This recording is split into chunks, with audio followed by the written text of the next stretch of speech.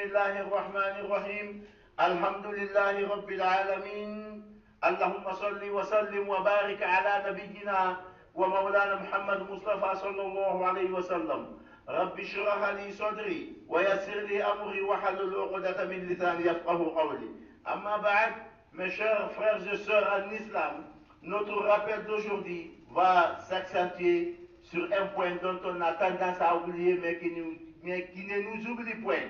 Une chose dont on cherche à fuir par tous les moyens possibles, mais qui finira toujours par nous rattraper le moment venu. Il s'agit là de ce géant invincible. Il s'agit là de ce géant invincible qui est la mort. Elle qui a aussi l'accès facile à toute autre personne.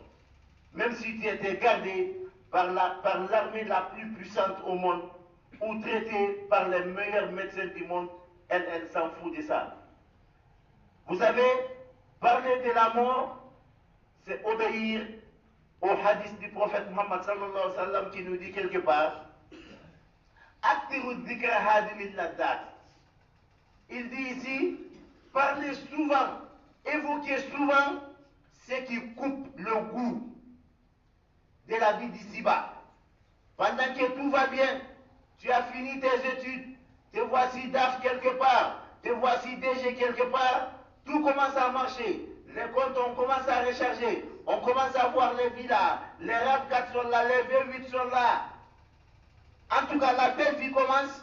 Ce qui peut couper ça en un clin d'œil, en une fraction de seconde, c'est la mort.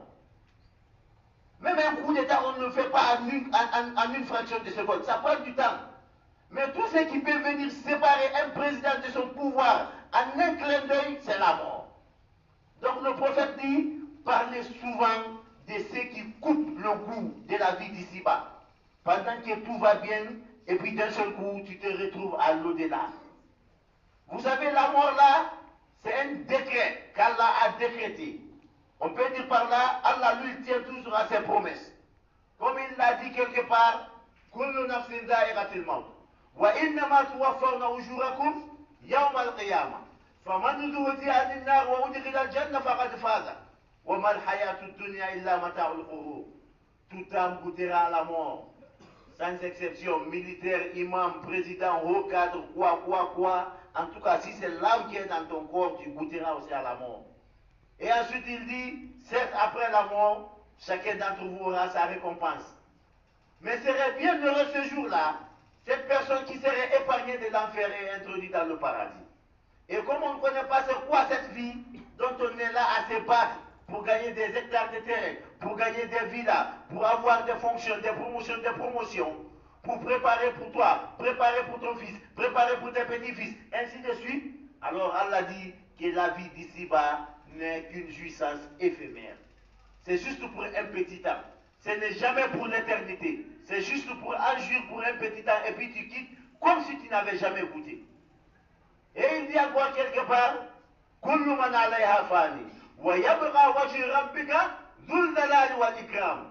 Et chassez-le aussi bien que tout ce qui y est finira par finir. Pas seulement vous les êtres humains, mais aussi ce que vous avez construit sur cette terre et ce que vous avez aussi trouvé sur cette terre de façon naturelle, tout finira par finir. Et seul Allah restera comme pour une première fois avant la créature. Donc pourquoi se battre pour ça? Et ensuite il nous dit, Aynama takunu yudrikumul mautu, walau kuntum fi burujin mushayyadatin. Chassez aussi bien que où que vous vous soyez, où que vous vous trouvez, la mort sera vous atteindre, même si vous êtes dans des bunkers, dans des citadelles fortifiées où l'objet n'a pas accès. Et ensuite il dit, إنما الموت الذي تفرون منه فإنه ملاقيكم ثم تردون إلى عالم الغيب والشهادة وينبئكم بما كنتم تعملون. Certes la mort dont vous fuyez autant en regardant votre alimentation, certes la mort dont vous fuyez autant en partant se traiter chez les meilleurs médecins, certes la mort dont vous fuyez autant en renforçant votre sécurité finira par vous rencontrer. Et vous serez retourné vers Allah qui connaît le monde visible et le monde invisible. Et ensuite, ce Allah va vous rappeler de tout ce que vous avez fait sur cette terre.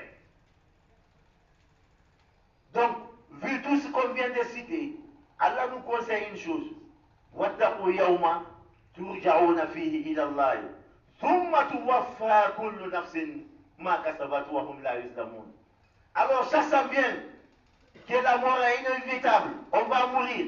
Sachant bien que le moment et le lieu est inévitable, cela va arriver. Sachant bien que c'est un décret décrété par Allah qui est irrévocable, cela va se passer. Allah dit ici alors, واتقوا يوما, ayez peur du jour, craignez le jour,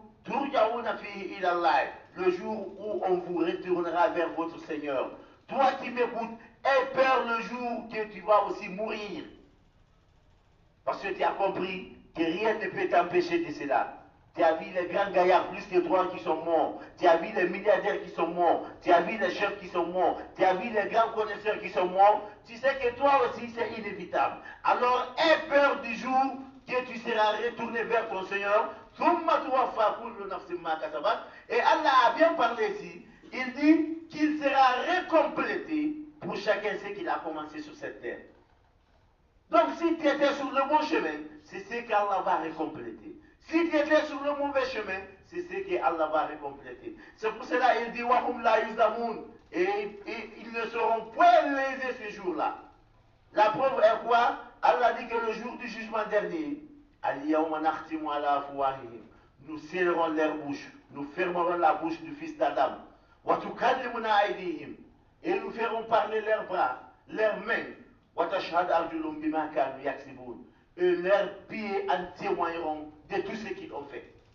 C'est-à-dire, le jour du jugement dernier, Allah n'a pas besoin que ta bouche dise de tout ce qui était fait. Non. Les membres avec lesquels tu t'es asservi là, c'est ceux-là qui vont parler. Quand ta main va dire, Allah, il s'est servi de moi pour faire tel acte qui était bien, ou tel acte qui était mauvais, et puis les pieds aussi vont témoigner, oui, Allah, c'est avec moi, il s'est déplacé pour partir. Quand les yeux vont dire, Allah, avec moi, il a regardé telle chose qui était bon, telle chose qui était mauvaise, ou quand il commettait tel acte qui était bon, ou tel acte qui était mauvais, c'est avec moi, il s'est servi, les pieds vont en témoigner, oui, Allah, c'est avec moi, il s'est déplacé pour partir. Quand les oreilles vont dire, oui, Allah, c'est avec moi, il écoutait telle conversation, dans le bon sens, ou dans le mauvais sens, les pieds vont dire, oui, Allah, c'est avec moi, il s'est déplacé pour partir. C'est pour cela Allah dit, Wahum la yuslamoun. Personne ne sera lésé ce jour. Et ce n'est pas fini, tellement que nous ne serons pas lésés quand nos différents membres vont parler de ce qu'on s'est servi avec. Allah demandera aussi à la terre de dire tout ce qui s'est passé sur elle. Parce que la terre en elle-même, c'est comme une vidéocaméra. C'est comme une caméra qu'on installe. Tout ce qui se passe devant la caméra filme. Donc la terre aussi, depuis sa création, et que le Fils, et que Adam a mis pied sur cette terre, la terre est là à filmer toutes les activités du Fils d'Adam. Même si tu montes dans l'avion, vous partez dans les nuages, la terre fait face aux nuages. Même si vous êtes dans les bateaux, vous partez en plein océan, l'océan se trouve sur la terre. Même si tu crées encore la terre pour faire des bunkers, les bunkers encore c'est dans la terre. Donc la terre va dire tout ce que tu as fait sur elle.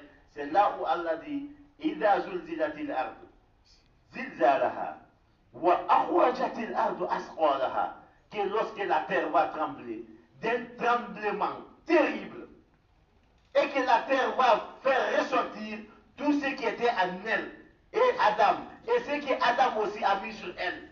Quand tu étais parti chez le charlatan, comme tu vois que tel est plus intelligent que toi, tu veux qu'il fauche, tu es parti, on t'a remis quelque chose là-bas, tu es parti enterrer. La terre va dire, bon, je t'avais gardé jusqu'aujourd'hui, va chez ton propriétaire. Quand tu voulais le terrain là, tu savais que l'autre aussi veut, tu es parti fermer sa bouche pour qu'il n'en parle pas, ainsi de suite, on connaît, on est africain. Donc, ce jour-là, la terre va dégager tout, et tout viendra sur toi, et la terre va se mettre à relater un à un, qu'on dit en anglais, one by one, tout ce que tu as fait sur elle.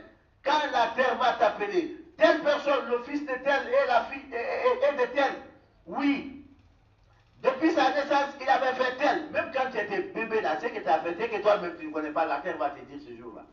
La terre va tout raconter, rien laisser. Et tellement que le malfaiteur sera étonné, car la terre va divulguer ses côtés cachés, il va dire, mais Malaha, mais qu'a-t-elle? Mais pourtant, C'est Allah qui a autorisé à la terre de parler. Donc, mes chers frères en islam, sachant qu'il y a tout ça qui nous attend, Allah nous dit tout court, وَتَزَوَّدُوا فَإِنَّ خَيْرَ الزَّادِ التَّقْوَى. Préparez vos bagages, préparez vos montures. Mais sachez bien que le meilleur bagage à préparer est la crainte d'Allah. Allah nous a fait savoir ici, quand on te dit prépare tes bagages, c'est-à-dire c'est comme si tu n'es pas chez toi. Hein. Ça veut dire que tu n'es pas chez toi, tu es un étranger. Tu es venu passer un temps, on dit bon dis donc, il faut préparer maintenant tes bagages, hein. Tu dois partir. C'est ce que ça doit nous interpeller. C'est pour ça que le prophète lui nous a dit quelque part,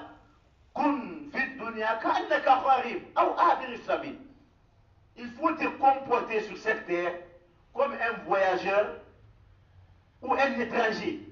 Comporte-toi sur cette terre comme un étranger ou un voyageur. En vérité, chacun d'entre nous, tu es de Kindia, tu quittes Kindia, tu vas par exemple jusqu'à l'abbé. Mais toi, tu sais que tu es un étranger, tu n'es pas parti à l'abbé pour t'installer, tu dois continuer. Ce n'est pas l'abbé ta destination. Est-ce qu'en vérité, tu vas te mettre à créer des gros projets là-bas, tu sais que tu vas laisser ça? Non. Tout ce que tu vas créer là-bas, c'est ce que tu peux faire et que tu engages vite les bénéfices avant de bouger. Parce que tu sais que là-bas, ce n'est pas pour rester, tu es venu, tu es un étranger, c'est pour un petit temps tu vas. Il y a des gens qui ont quitté quelque part pour Kindia, pour l'université, ils savent qu'ils sont là juste pour l'université. Après, ici, ça va. Mais est-ce que ceux-ci ont besoin de créer beaucoup de projets ici? Non. Donc, c'est comme ça aussi l'être humain. Avant, où on était dans les règnes de nos papas. Avant d'émigrer, aller au niveau de nos mamans. De là-bas aussi, on s'est retrouvé sur cette terre. De la terre aussi, on va à l'au-delà. L'au-delà, c'est la destination finale. Donc, comprenons par là que nous sommes des voyageurs. Même si tu ne voudrais pas l'entendre, tu n'es qu'un voyageur. Donc, la voiture vient à n'importe quel moment, ou le TGV vient à n'importe quel moment, on n'a pas besoin de te demander si tu es prêt, on t'embarque. Mais chacun attend son heure. C'est pour ça qu'Allah nous dit, préparez vos bagages. C'est parce qu'il sait que d'un moment à l'autre, il peut dire, bon, c'est toi. Et encore, il dit encore quoi? Il a dit, il dit, et sachez aussi que le meilleur bagage que vous avez préparé, qui vous serait utile chez Allah, est la crainte d'Allah. Donc cherchez à marcher toujours avec la crainte d'Allah. La crainte d'Allah est en toi. D'abord, les 5 prières doivent rester en poche. Il ne faut pas prier de vendredi en vendredi, ou de ramadan en ramadan, ou de prières circonstancielles. Non.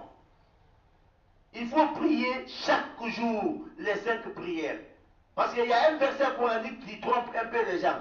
Mais moi, ce verset me fait savoir qu'avoir la croyance et être musulman font deux. Pour être musulman, il faut d'abord avoir la croyance. Beaucoup ont la croyance, mais ils ne sont pas musulmans. Mais quand tu dis face to face, tu n'es pas musulman, il va mal te répondre. Mais pourtant, Allah dit ici, Ya ayyuhalladina amanu. Oh, vous qui avez cru, ça c'est la croyance. Ittaqullaha haqqa tuqatihi. Alors, craignez Allah de la manière dont il doit être craint. Et ensuite, il dit à la fin de ce même verset, Wala tamutunna illa wa antum muslimun. Alors, comme vous avez cru, ne mourrez pas aussi alors que vous n'êtes pas musulman. Regardez, hein, Allah te dit, toi qui as cru, il dit, il faut, comme tu as cru, ne meurs pas, tu n'es pas musulman. Cela doit nous interpeller, nous les croyants, que parce qu'on a cru à Allah, au prophète, on a cru au jugement dernier, cela ne veut pas dire encore qu'on est musulman. Donc, qui est musulman? Posons-nous la question. Comme c'est le prophète qui est venu avec le message, on demande le prophète. Alors, le prophète dit dans un hadith, Al-Farqu baynana wa baynahum as-salat. Faman tarakaha faqad kafara. Quelle est la différence entre un musulman et un non-musulman? C'est les 5 prières. Celui qui délaisse les 5 prières, tu deviens mécréant. Donc, celui qui sait qu'il a passé 24 heures sans prier, tu es devenu mécréant pendant les 24 heures là. Si tu mourais ce jour, tu es mouru dans la mécréance. Donc, chaque jour que Dieu fait, si tu délaisses les 5 prières, prie Dieu aussi que tu ne meurs pas le même jour. Hein. Tu meurs, c'est-à-dire tu as rendu l'âme dans la mécréance. Qu'Allah nous facilite la bonne compréhension. C'est un verset. Ceux qui n'ont n'ont pas compris, après, c'est redemandé, on va encore réexpliquer. Mais le verset nous fait savoir qu'avoir la croyance et être musulman font deux. Et le prophète nous fait savoir que le musulman, c'est celui-là qui applique les 5 prières par jour. Et Allah aussi nous met en garde. Dans tout ce que nous faisons, il dit seulement ne mourrez pas alors que vous n'êtes pas musulman. C'est-à-dire, même si on doit intercéder pour toi, il faut que tu sois d'abord dans le lot des musulmans. Alors, décide-toi, toi qui es là, qui m'écoute, qui ne prie que de vendredi en vendredi, dis-toi à partir d'aujourd'hui, les 5 prières ne vont pas fendre ta tête. Ce n'est pas toi qui as commencé à prier, les gens ont prié avant toi. Les 5 prières ne vont pas gâter tes rendez-vous. Ça ne va rien diminuer de tes études. Il faut t'atteler à ça. Car il faut connaître le but de ta création. Je n'ai créé l'être humain et le diable que dans l'unique but de m'adorer. Pas d'avoir des diplômes, pas d'être militaire, pas d'avoir des fonctions, pas d'avoir des promotions, pas de faire ça, mais dans l'unique but de m'adorer. Donc les autres là, on s'en sert, c'est pour faire passer la vie. Donc mettons d'abord la prière devant qu'Allah nous facilite la bonne compréhension. Astaghfirullah wa lakum fastaghfirullah ghafurur rahim. La préparer est la crainte d'Allah. Toi le jeune, souvent c'est les jeunes qui se disent ça. Ah non, après, ah c'est le temps de la jeunesse. Si tu ne le fais pas maintenant, quand tu seras vieux et que tu te mets dedans, les gens vont te traiter autrement. En vérité, laisser l'habitude, ce qu'on s'est habitué là, c'est ce qui est difficile. Et ensuite, toi qui le dis, c'est la jeunesse, après tu vas revoir, tu vas te repentir. As-tu eu un programme sûr et certain que tu vas vivre jusque là où tu t'attends? Qui a une garantie ici que 2026 va le trouver? Ou 2027 ou 2030? Qui a même une garantie? Tu peux quand même dire, tu espères vivre jusque demain, mais on n'a même pas une garantie qu'on va vivre jusque demain. Non, on n'a pas cette garantie, mais on espère. C'est pour cela Allah nous dit, que nulle âme ne connaît ce qu'il va faire demain. Et nulle âme ne connaît sur quelle terre il va mourir. Maintenant que tu ne connais pas ce que tu vas faire demain, pourquoi dire que c'est le temps de la jeunesse? Tu attends d'abord de blaguer, après tu vas te repentir, tu vas prier, après tu vas jeûner après. Pourquoi? Et si tu meurs maintenant,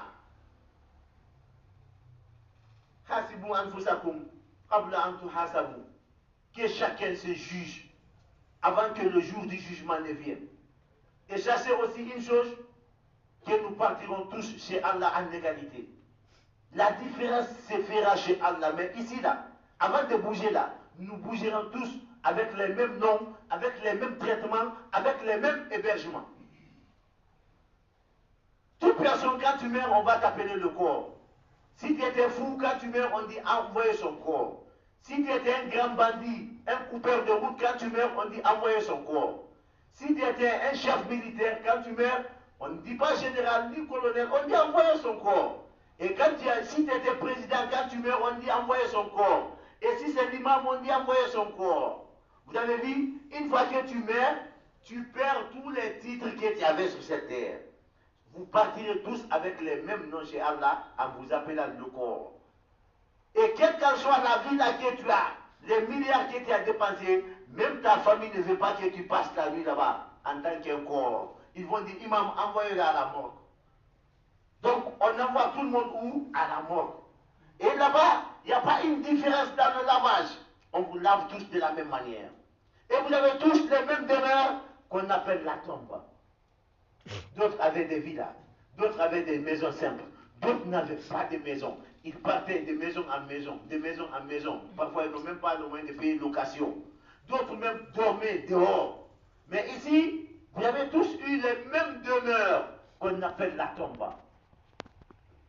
Les présidents qui sont décédés, que ce soit en Guinée ou ailleurs, où on les a mis, c'est dans la tombe en tant que président. Les imams qui sont décédés en Guinée ou ailleurs, où on les a mis, c'est dans la tombe. Ces grands assassins bandits qui sont décédés, où on les a mis, c'est dans la tombe. C'est la demeure pour tout le monde. Mais arrivé là-bas, Allah dit, Inna akramakum indallahi atqakum. Certes le plus noble parmi vous ici, certes le plus grand parmi vous ici, certes l'imam ici, le ministre, le président, tout qu'on suppose comme étant une personne noble, Allah dit c'est celui-là qui avait beaucoup plus de crainte d'Allah. Comment penses-tu avoir la crainte d'Allah si tu n'as pas les 5 prières en poche? Comment penses-tu avoir la crainte d'Allah si tu n'as pas ce sentiment de pitié d'aider ton prochain, soit par la parole, ou par les démarches, ou par l'argent, ou par d'autres moyens? Comment penses-tu avoir la crainte d'Allah si même ta propre famille souffre avec toi? Comment penses-tu avoir la crainte d'Allah si tes voisins n'ont pas la paix à cause de toi? Que chacun se juge avant que le jour de ce jugement dernier ne vienne. En tout cas, c'est le prophète qui nous a demandé d'en parler souvent de ce qui coupe le goût de la vie d'ici-bas, la mort. C'est le prophète qui nous a demandé. Parce que ce seul se rappelle qui peut faire ramener l'âme à la droiture. Mes chers frères en islam, le prophète nous dit dans un hadith, Inna dunya hulwatul khadira. Inna Allah mustakhlifkum fiha. Fayanzur kayfa ta'malun. Que la vie là ressemble à une chose, c'est-à-dire à un fruit qui est doux mais vert. C'est doux mais c'est vert, ça ne vieillit pas. Et Allah vous a fait des successeurs sur cette terre. Ce n'est pas nous qui étions ici hier. Ceux qui étaient là aussi hier, ce n'était pas eux avant-hier. Eux demain, ça ne serait pas nous. On vient se succéder et puis on passe. Nous sommes des voyageurs. Et Allah dit, et le prophète dit ici, qu'Allah voit ce qu'on fait sur cette terre. Et ensuite, il nous donne deux conseils. Deux conseils. Fattaqud dunya wattaqun nisa. Ayez peur de la vie d'ici-bas et ayez aussi peur de la femme. Wamal hayatud dunya illa mata'ul ghurur. Car la vie d'ici-bas n'est qu'une jouissance trompeuse, éphémère. Tu restes à te concentrer là-dessus, d'un moment à l'autre, la mort vient te séparer comme si tu n'avais jamais existé. Et rien ne peut gâter la noblesse d'une personne noble si ce n'est pas la femme. Rien ne peut ébranler le pouvoir d'un chef si ce n'est la femme. Donc ayez peur de la femme. Et ensuite, Allah nous conseille. Il dit,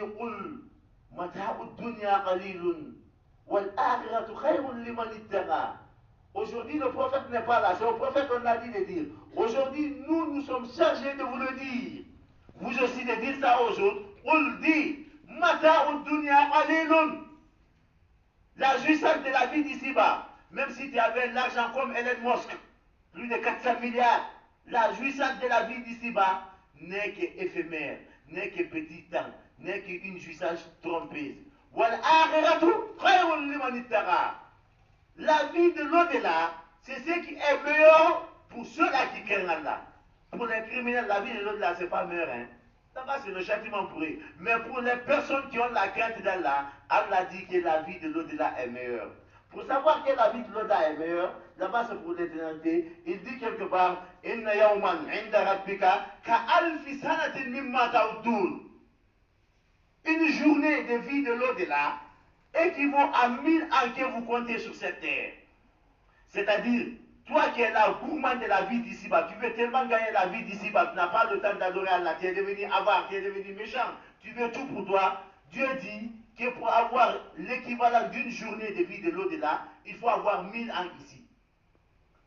Donc, nous qui comptons de l'ère de Jésus, 2025 ans maintenant, s'il y a quelqu'un qui vit depuis le jour de la naissance de Jésus-Christ, qu'on appelle Isa, jusqu'à aujourd'hui, ça fait 2025 ans, c'est-à-dire l'intéressé à une équivalent de 2 jours de vie de l'au-delà. 2 jours, s'il y en a. Hein.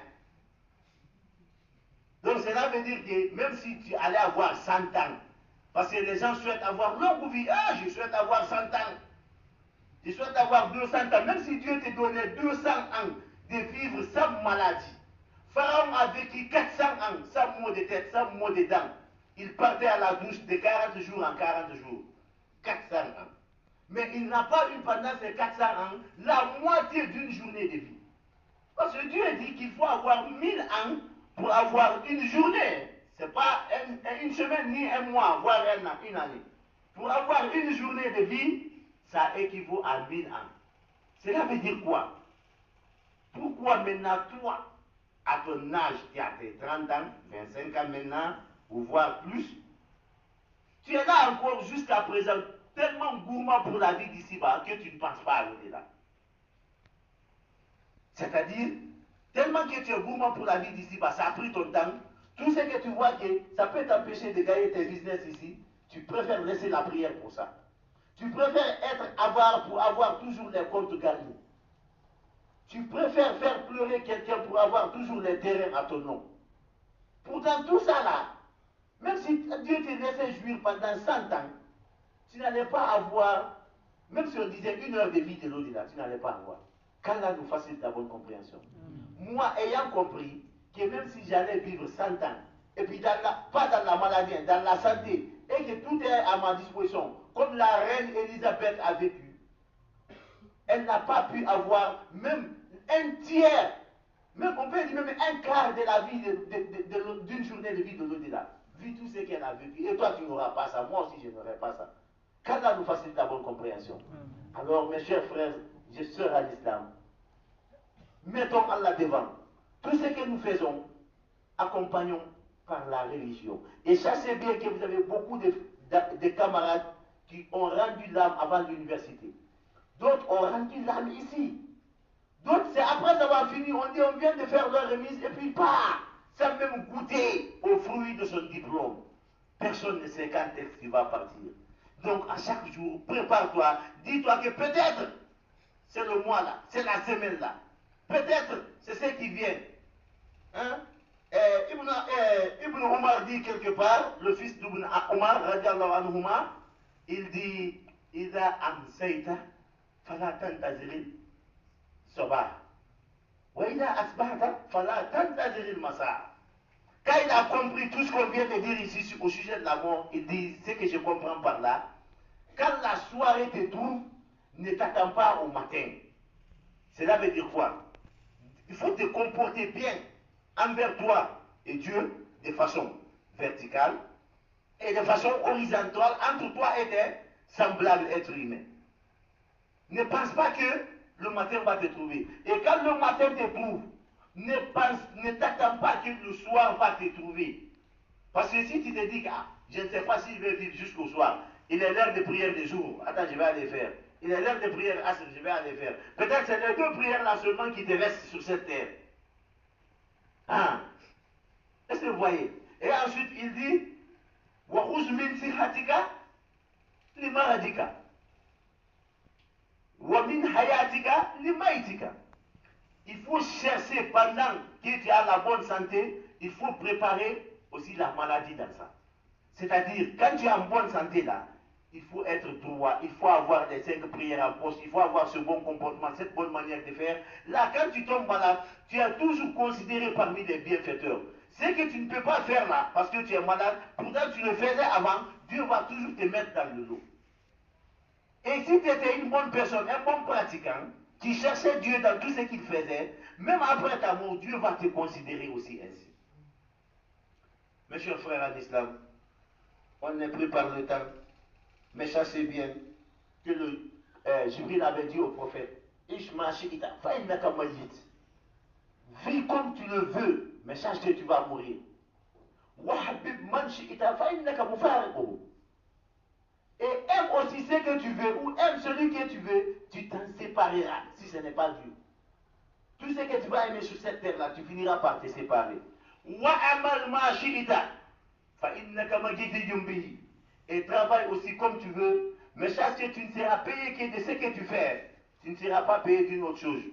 On est pris par le temps, je vais essayer de me limiter ici, mais en terminant par ce mot, qu'après toute réflexion, on va comprendre ceci. Que tout ce qui est sur cette terre-là, ça ne nous appartient pas. Tes habits, tes armoires, tes bibliothèques, ta maison, tes parcelles de terrain, tes voitures, tes diplômes, tes comptes en banque, tout ce que tu sais que c'est objet matériel, ça ne t'appartient pas. C'est quelque chose qu'on t'a prêté. C'est pour un petit temps. Et une fois que tu meurs, sachant bien que ça ne t'appartient pas, tu ne partiras pas avec. C'est comme quand un étranger vient quelque part, on lui donne des terres pour faire des champs de culture. On lui donne des maisons, des voitures, on dit bon, on met tout ça à ta disposition. Quand il est prêt à partir, il part avec quoi? Il part juste avec son comportement. Tout ce qu'il va amener avec lui, c'est le bien ou le mal qu'il avait fait là-bas. On dit vraiment tel étranger était bon ou il était mauvais. Mais les terrains, il va laisser là-bas, la maison, il va laisser. C'est pour cela quelque part Allah dit وَلَقَدْ جِئْتُمُونَا فُرَادًا كَمَا خَلَقْنَاكُمْ أَوَّلَ مَرَّةٍ وَتَرَكْتُمْ مَا خَوَّلْنَاكُمْ وَرَاءَ ظُهُورِكُمْ. Et te voici aussi venir à moi seul. Comme de la manière que je t'avais créé, quand tu partais, tu ne partais avec rien. Même si tu avais trouvé que ta famille avait des milliards, mais tu n'étais pas parti avec. C'est arrivé là-bas, on va mettre à ton nom. Et Allah dit ensuite, laisse derrière toi tout ce qu'on t'a accordé. Dieu n'a pas dit, tu as laissé derrière toi ce qui t'appartenait. Non. Il dit, vous avez laissé derrière vous tout ce qu'on vous avait octroyé, tout ce qu'on vous avait accordé. Les maisons, les comptes en banque, les voitures, les parcelles de terrain, comme vous le savez. Oui, bien encore, tu as tout laissé, tu es venu seul. Mais qu'est-ce qui t'appartient? Ce sont tes actes, le bien et le mal que tu as fait. Ça, c'est pour toi. Le reste, wallah, c'est pas pour toi.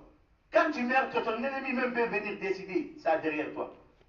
qu'Allah nous facilite ta bonne compréhension. ربنا تقبل منا انك انت السميع العليم ربنا تقبل منا انك انت التواب الرحيم ربنا تقبل منا انك انت السميع الدعاء نصر من الله وفتح غالب وبشر المؤمنين اللهم ربي صل على محمد